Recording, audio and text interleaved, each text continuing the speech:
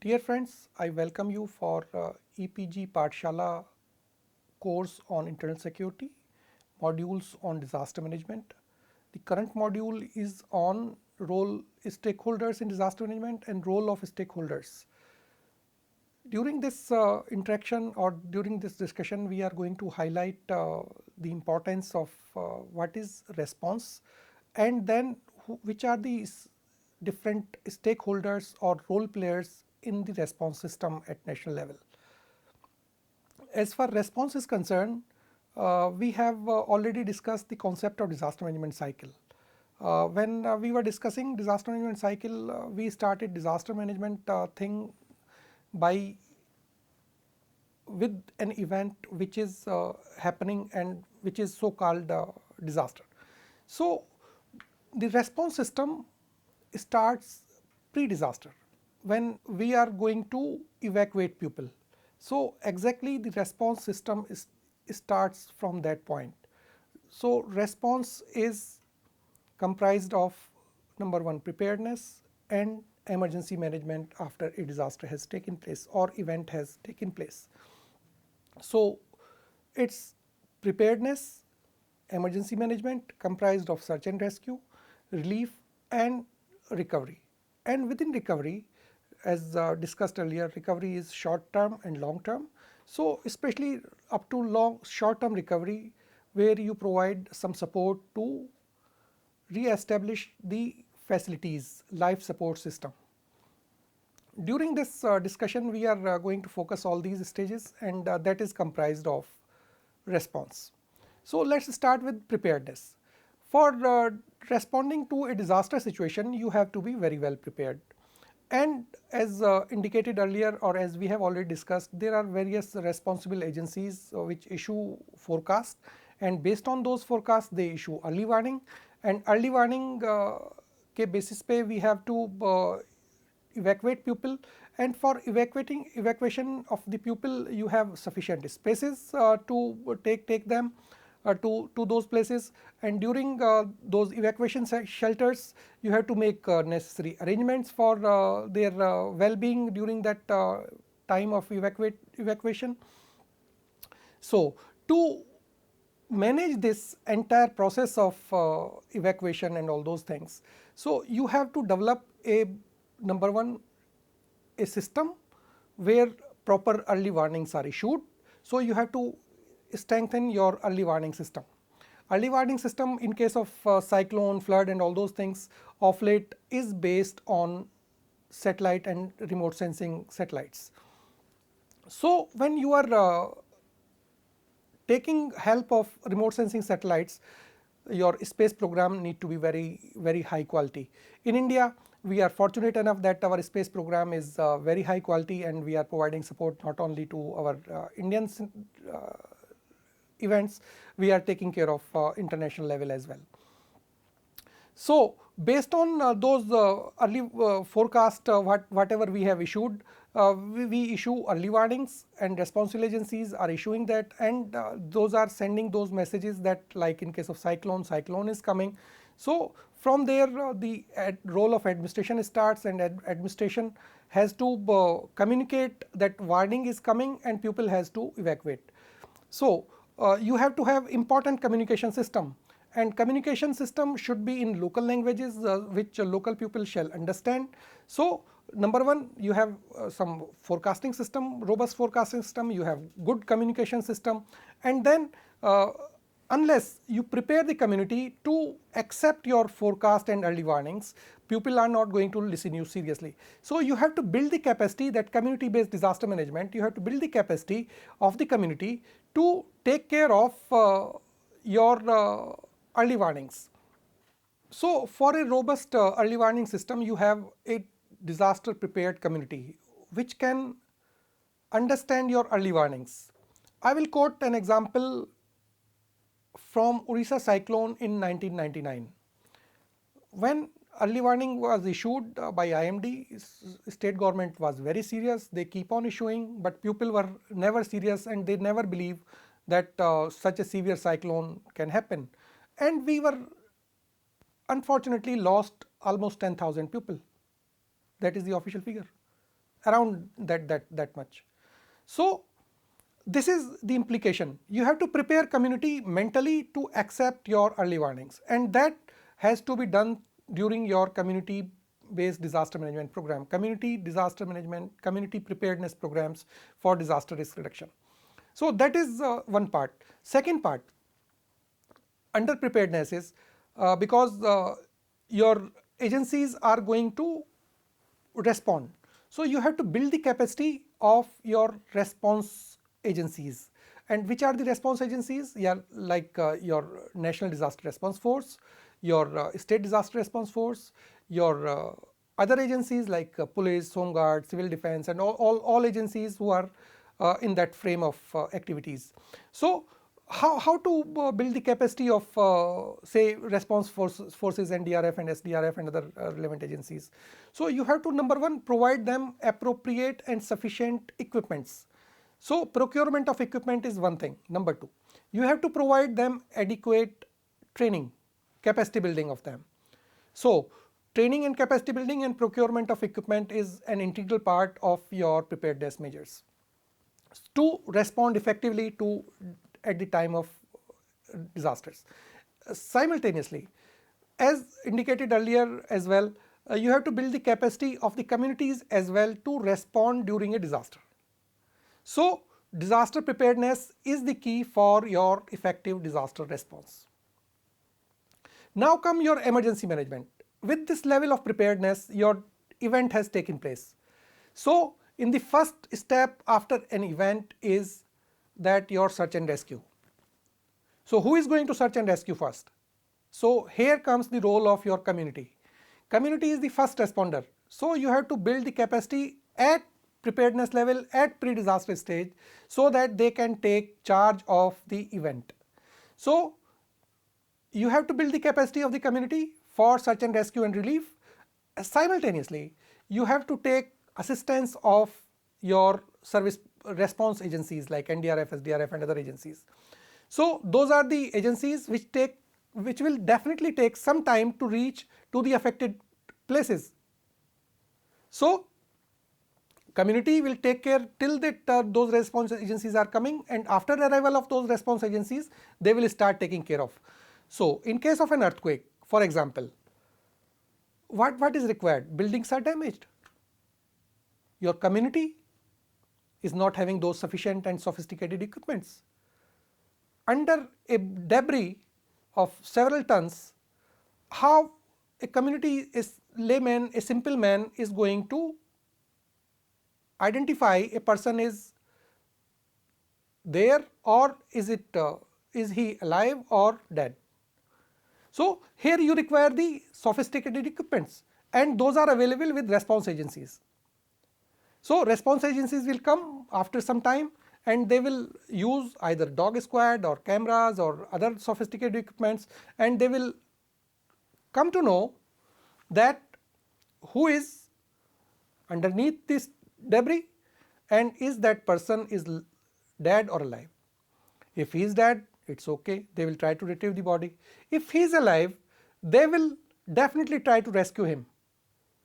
Once he is rescued, then you have to provide the medical assistance. So response agencies, your medical team has to be part of that response system. Generally NDRF, SDRF, they have a dedicated medical component of the core team which is going to that particular site, but that is for the short period of time. But after taking that care of the patient or the affected person, you have to refer him to some better facilities. So you need those facilities to transfer that affected person to some better facilities.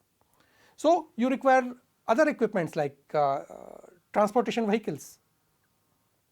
So this is about search and rescue. Then you have to provide relief. Who is going to provide relief? In the first instance, it's the local community by our own resources, and then the government. Government has to come forward and provide all sort of assistance. That is, they have to provide your medical assistance at first, then your food, your clothing, your water, every need has to be provided by the government agencies. So this is part of your response. Then during a big disaster, life is impacted in terms of your water supply is disrupted, your electricity is disrupted, your sewage system is disrupted, your communication lines are disrupted. So those need to be restored. So who is going to restore? Again, the government setup has to come forward and start providing, taking care of all those things. So you have to take care of those things. So this is basically the response. You have to start building your capacity before disaster, after disaster, search and rescue, you have to procure equipments, you have to know how to use those equipments, then you have to provide relief, you have to provide some short term recovery. And at the same time, when you are going for short term recovery, you have to assess the need, what is required for long term recovery. So you have to go for post disaster need assessment, which is again very specialized thing.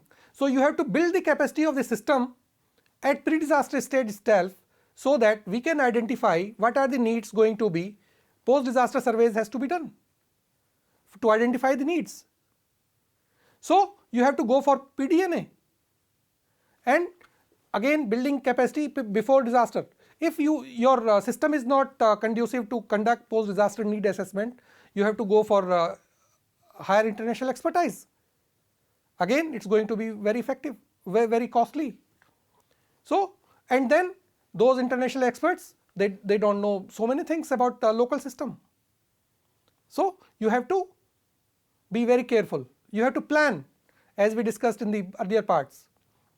You have to plan for post disaster management at pre disaster stage itself, including your PDNAs.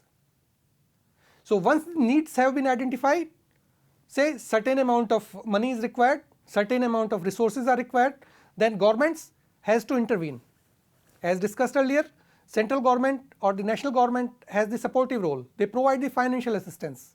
So state governments, based on their PDNAs, have to request national government that this much of amount is required to reconstruct the system for long term recovery, and then central government has to provide. So this is the existing system. So you have to build the capacity for effective response. There are large number of stakeholders at national level, state level and district level. As discussed earlier, we have 3 tier of disaster management system at national level. We have the national system, we have a state level system, we have district level system. These are the formal systems. Besides that, we have informal system, like so many communities or community level activities has to be performed. Communities are the worst sufferers, or they are the sufferers, and they are the first responders as well. So you have to take care of all of them. I hope you are able to understand the concept of disaster response. Now we will focus on various stakeholders at various levels. There are certain ministries which are responsible for managing disasters, or you can say responsible ministries, like overall responsibility of disaster management is with the Ministry of Home Affairs at central government level. Similarly, disasters of natural disasters basically is Ministry of Home Affairs. Disasters like drought is managed by Ministry of Agriculture. Medical related disasters like biological disasters and all those things, Ministry of Health. Atomic type of disasters where radiation and all those things have taken place, Department of Atomic Energy.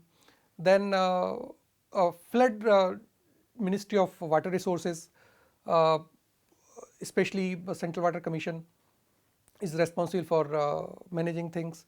Similarly, then cyclone is Ministry of Earth Sciences, and IMD is responsible agency. Landslides, Geological Survey of India. Then earthquakes, Ministry of Earth Sciences and again IMD.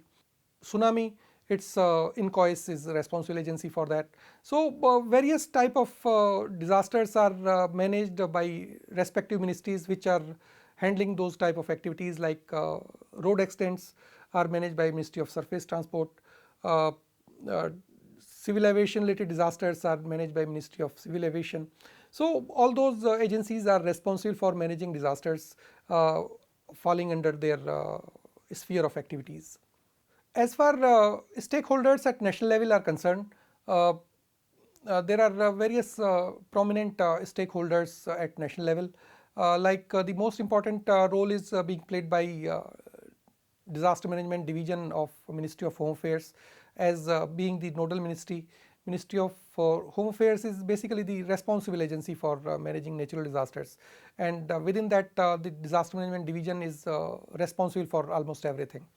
So major role played by DM division is that they coordinate the things, they compile the information, they bring out the situation reports, they brief all important persons at national level in the government, and they are basically the mouthpiece of government of India to speak about so many things. So but disaster management division is one of the nodal agencies, plays a very big role. Another agency plays a very big role is National Disaster Management Authority, which is directly under the chairmanship of the Prime Minister of the country, and that is the agency not responsible only for response but the entire disaster management. And within the authority, Prime Minister is the chairman. There are provisions for one vice chairman and few members. Earlier they used to have 9 members. Now they are having 3 members, and a few more members are in the process of being appointed.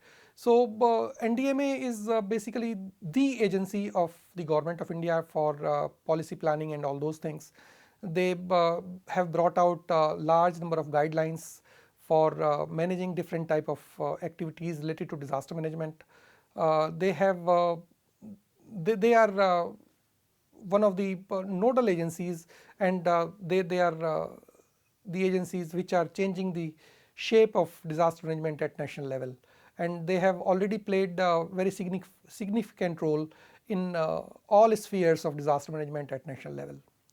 Another agency is National Crisis Management Group under the chairmanship of Cabinet Secretary, and various different secretaries are member of that, and NCMC is basically the major decision making body related to disaster management, and they take all critical issues at the highest level. So they are very senior level decision making body at Government of India level. Another important agency is National Executive Committee, and National Executive Committee is headed by the Home Secretary, and basic responsibility of NEC is to look after or assist NDMA in development of national plan and other policy level issues. So this is another very senior level decision making body at Government of India level, which helps various stakeholders at national level in managing disasters. A very important component of managing disaster or response related activities is the emergency operation centers. Emergency operation centers have been established at national level, which are basically the hub of activities to manage disasters in a effective and coordinated manner. We have a National Emergency Operation Center located at Ministry of Home Affairs. Another replica of the same center is located at NDMA, and those are the parallel things. If something happens to main NEOC, so the second one can take care of the thing. What is basically NEOC is comprised of? They have a lot of communication channels available, uh, different modes of communication to respond to during disaster situations. So NEOCs are very good concept, where we take care of emergency support functions which are required to assist the state governments during the time of emergencies. And there are 13 ESFs, emergency support functions, which NEOC take care of during the emergency. Basically, NEOC compiles all information from all available sources, especially from the concerned state governments, and they compile all those informations and bring out the daily situation report based on the things. The report is comprised of the disaster management targets achieved, or what is the situation existing at that particular moment of time, and what are the requirements identified by the state governments, and the means and ways for providing that assistance has to be done through emergency support functions. There are emergency support functions which are basically the responsibilities assigned to various ministries, which has to be coordinated by the National Emergency Operations Center. There are 13 ESFs so far identified, and those ESFs include like communication, public works, drinking water, rural development, urban development, and sort of things. And the ministries handling those things are responsible for that particular ESF. And what ESFs are supposed to do, that they are provided some space within the NEOC, and during the time of crisis, when say some requirements have been posed or requested by the concerned state government, that we are looking for some facilities to enhance the communication during the emergencies. So Ministry of Communication has to provide the assistance, and NEOC has to coordinate through Ministry of Telecommunication and the concerned ministry at the state level, so that a robust communication network can be established during the emergencies. So ESFs play a very critical role in defining the emergency thing during a disaster like disaster phases. Then another important role player at national level is the National Institute of Disaster Management, which is basically the capacity building organ of Government of India. This is one of the components by the Disaster Management Act 2005. The NIDM is basically imparts training and capacity building or activities. They conduct research, they document disaster events, they come out with the lessons learned. They conduct training not only in face-to-face mode, they have online training programs, they use satellite mode for imparting training. When they are imparting training through satellites, they target almost more than 1 lakh or 2 lakh people, and in one go they impart training. And generally those type of training programs are for communities, and when NIDM faculty interacts with the community, so the local community sitting in district or village, they can see them, they can listen to them, but they can pose questions to the faculty. So it's two-way communication from one side and one-way communication from the other side. So that is there.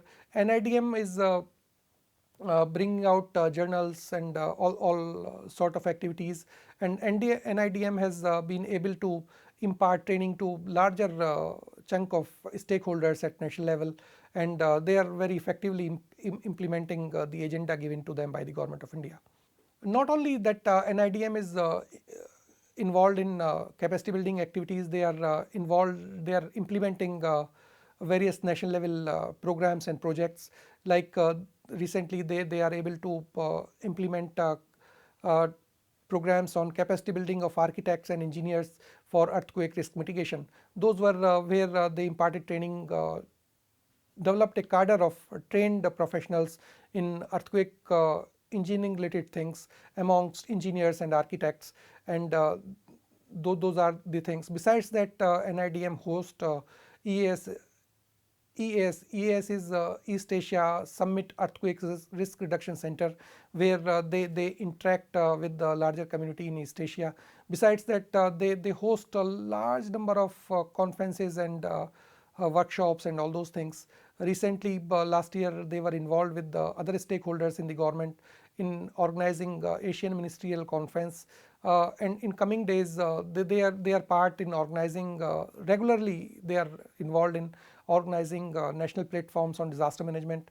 So national platforms are basically where we involve all stakeholders in disaster management, and we come out the policy, how national policies and programs has to respond to disaster situations.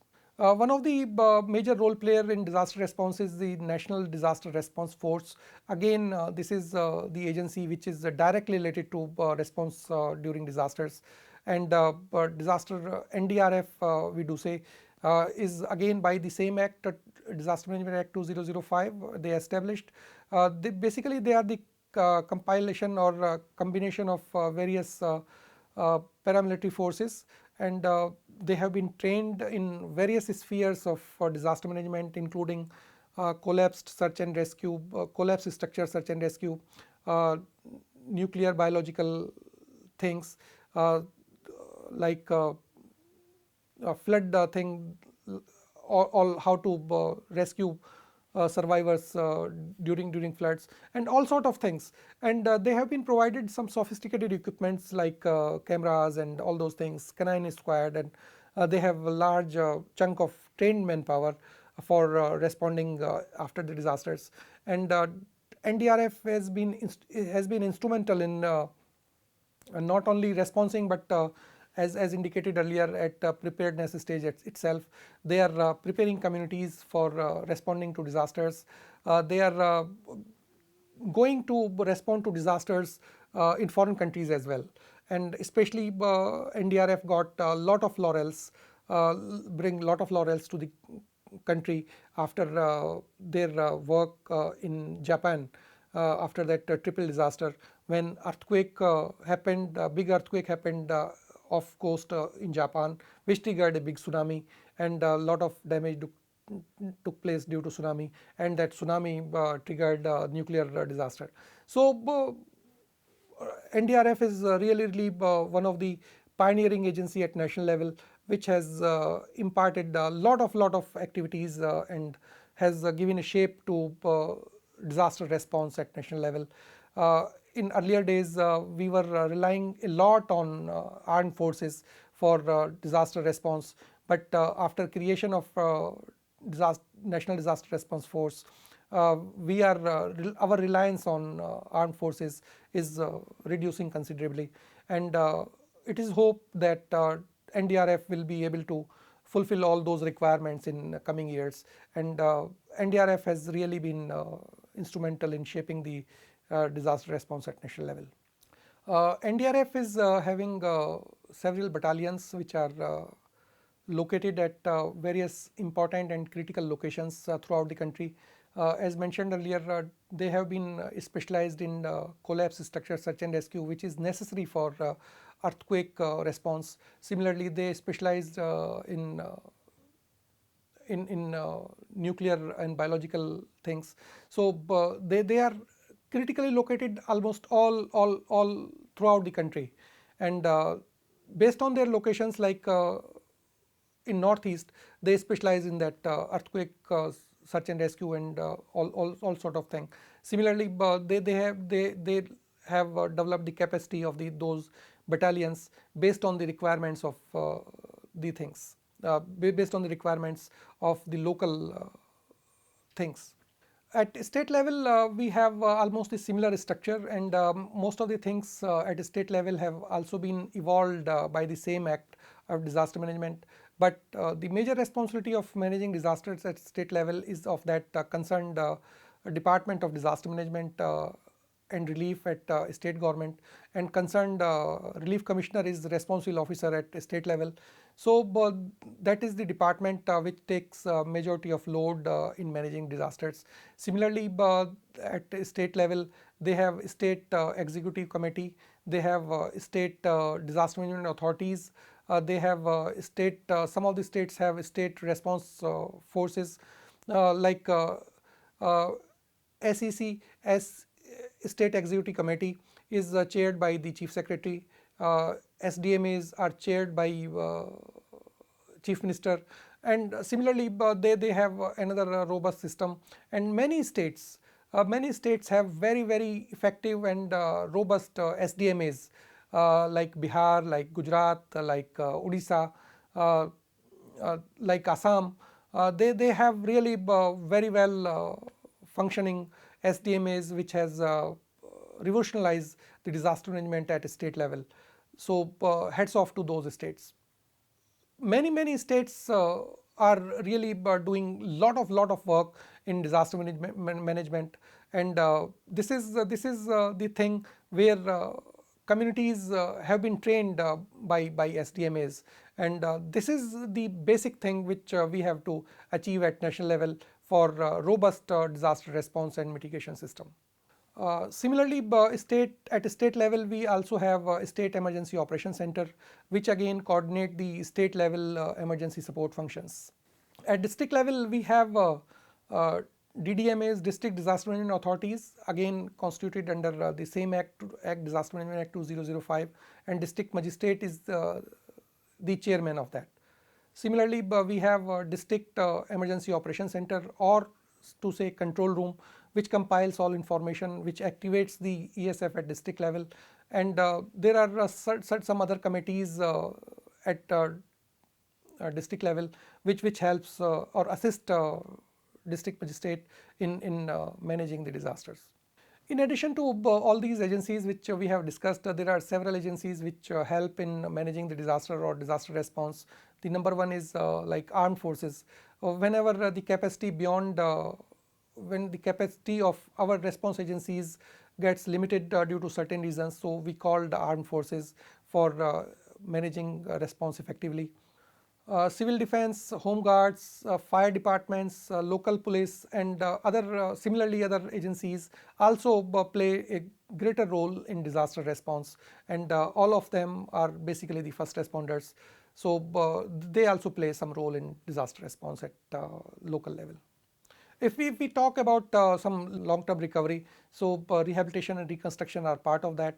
So when we are going for rehabilitation, so we have to go for physical rehabilitation, we have to go socio-economic rehabilitation.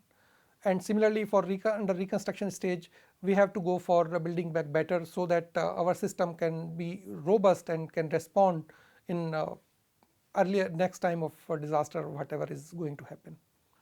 It's very heartening that we have very robust system of disaster response at national level.